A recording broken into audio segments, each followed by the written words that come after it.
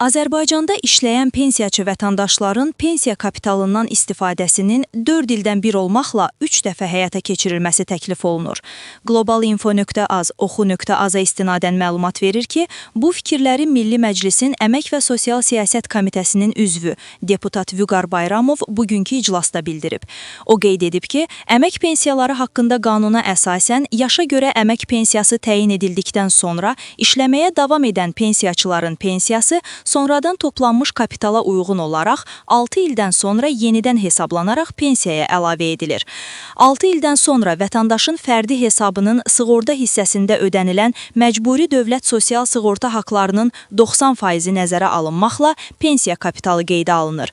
Pensiyada yeni artım üçün işlədiyi dövr üzrə toplanmış pensiya kapitalı 72-yə bölünməklə pensiya məbləği yenidən hesablanır. İşləyən vətəndaşlarımızın pensiyasına əlavələr 2 dəfə, 6 ildən bir olunur.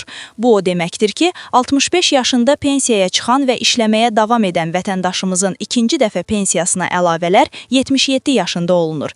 Əksər inkişaf etmiş ölkələrdə bu hallarda pensiya kapitalından istifadə üçün müəyyənləşdirilmiş müddət daha qısa zamanı əhatə edir.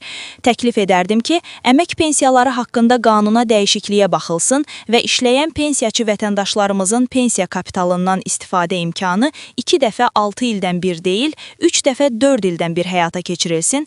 Bu hal, işləyən pensiyaçıların topladıkları pensiya kapitalından daha səmərəli istifadəsinə və o vətəndaşlarımızın pensiyalarında daha çox artıma səbəb olar.